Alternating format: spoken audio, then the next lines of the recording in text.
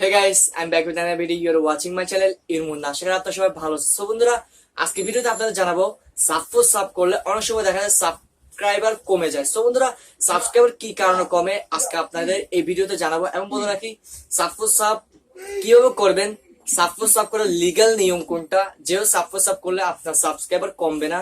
এবং এই সাব4সাব করলে আপনার ভালো মানে কি যে ভালো দিকটা সেটাও জানাবো এবং ক্ষতি কি সেটা আপনাকে জানাবো। সো বন্ধুরা, আর কত না বলে বলে রাখি আমার চ্যানেলে আপনি নতুন দর্শক হয়ে যান, অবশ্যই সাবস্ক্রাইব বাটন ক্লিক করে দেন, কারণ আমি ইউটিউব ভিডিও প্রতিদিন আপডেট দিয়ে থাকি। সো বন্ধুরা, আর কথা না বাড়িয়ে ভিডিওর মেইন পয়েন্টে চলে যাই।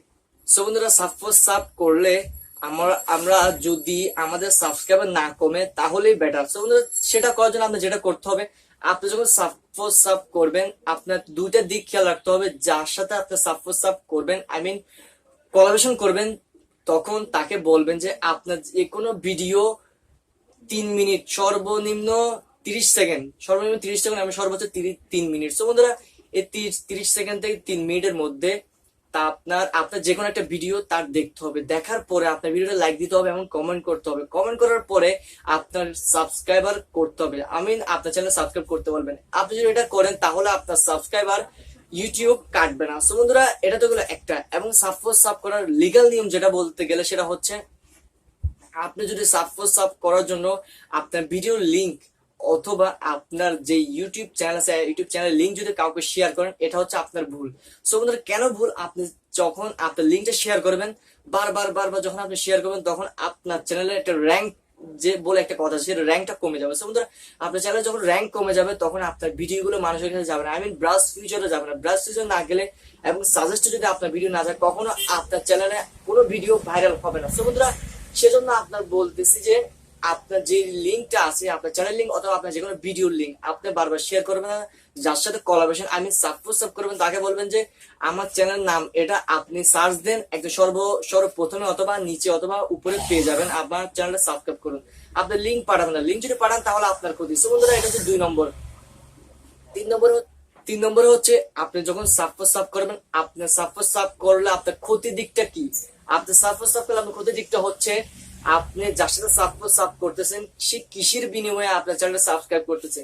আপনি যাকে সাবস্ক্রাইব করবেন এবং সে তার বিনিময়ে আপনার চ্যানেলটা সে সাবস্ক্রাইব করবে, সেই বিনিময়ে আপনি তাকে সাবস্ক্রাইব করতেছে না, অথবা সে আপনাকে সাবস্ক্রাইব করতেছে। বন্ধুরা, কিসের বিনিময়ে? সে আপনার ভিডিওটা দেখার বিনিময়ে না, সে আপনাদের কিছু পাওয়ার বিনিময়ে না, সে আপনার সাবস্ক্রাইবার পাওয়ার বিনিময়ে শুধু।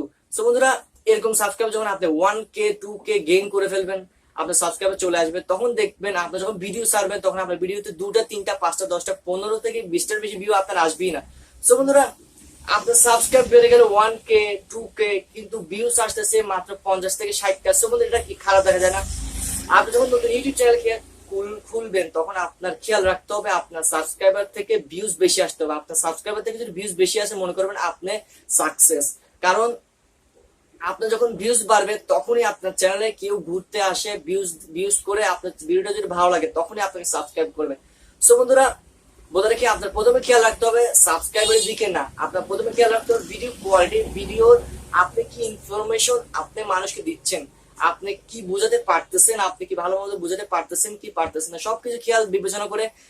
একটা কথা আছে না, পৃথিবীর সবচেয়ে বড় আদালত হচ্ছে নিজের বিবেক। সো নিজের বিবেককে কাজে লাগান এবং আপনার ভিউস এর দিকে খেয়াল করুন, আপনার ভিডিও কোয়ালিটির দিকে খেয়াল করুন। এবং সাব4সাব করলে আপনার যেটা উপকার সেটা হচ্ছে একটাই, আপনি মনে করেন 2000 সাব4সাব করে সাবস্ক্রাইবার নিয়ে আসলেন, 2000-এর মধ্যে কম হলেও 60 থেকে 70টা আপনার রেগুলার সাবস্ক্রাইবার হয়ে যাবে, যা আপনার ভিউজ বাড়বে।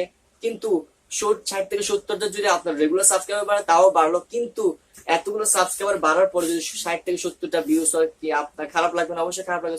সেজন্য বলতে চাই, আপনি সাব4সাব করুন এবং সাব4সাব না করুন সেটা আপনার ইচ্ছা, কিন্তু খারাপ দিক এবং ভালো দিক সেটা আপনাকে আমি বুঝিয়ে দিচ্ছি। বন্ধুরা, যদি ভিডিওটা ভালো লাগে অবশ্যই লাইক দিবেন, কমেন্ট করে জানাবেন আপনার গুরুত্বপূর্ণ মতামত। আজকের মতো বিদায়, দেখা হবে একটি নতুন ভিডিও। আসসালামু আলাইকুম।